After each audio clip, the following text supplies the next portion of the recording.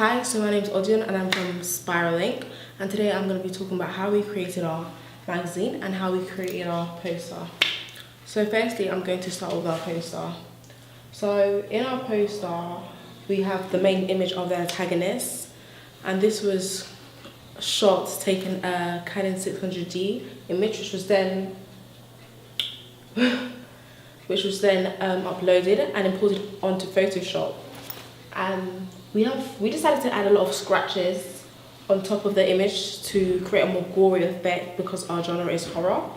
So how we did this was we imported some images from Google, PNG images of scratches, and we just basically put this on top.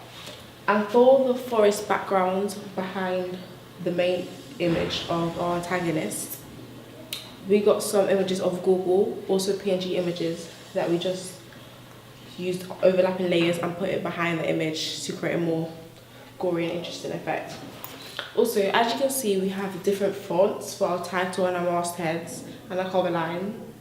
How we did this was we used a website called dafont.com and we downloaded TTF files where we installed them in the font book, and that's how we was able to get these fonts on Photoshop and use them for our title, masthead, and yeah.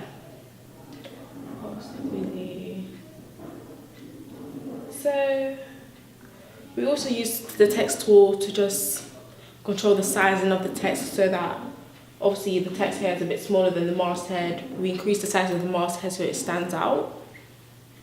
And we also used the eyedrop tool so that we can have consistency in our poster so that all the colours would match. So we can have consistency, yeah. And I think that's pretty much it. Great. So now I'm going to move on to our magazine. So for our magazine, we also used a picture of our antagonist, the mask. But what was funny about this is that we got to play with the contrast tool on Photoshop, and this helped to kind of have overlapping colours and layers, which is why you can see some green and hints of blue in the main image. That was kind of cool. And also for the masthead on Google, we just typed in images. We searched for images of broken glass, and that way we was able to insert PNG images of broken glass on top of the masthead to also create a sort of effect to make it seem a bit more interesting instead of just boring text. These titles and these typography for the titles were also found on Dafont, which was pretty cool. We just installed them. We downloaded them as TTF files and installed them onto the font book, and then was able to use it on Photoshop.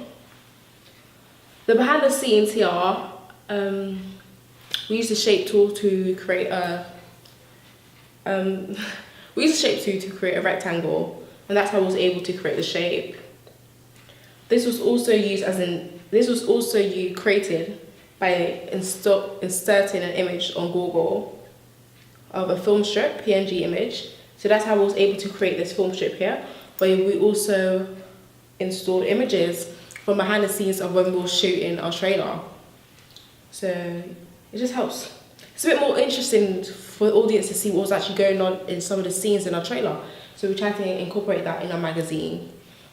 So as you can see, we have the antagonist and protagonist in just these images below. Also, we have another shattering glass effect that was also imported from Google as a PNG image. And yeah, we just played about the barcode, the social media sites, images, logos, also found on Google and downloaded as a PNG image.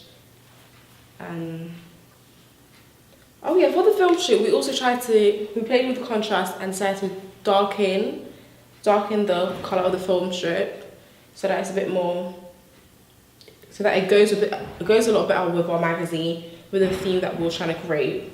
Because we didn't want to use as much bright colour, so we settled for a dark kind of colour for the film strip. We also chose to use a different font for Genesis, so it's a bit more interesting rather than all the typography having the same fonts. And yeah, I think that's it. Barcode, yeah. So thank you very much, and that's it.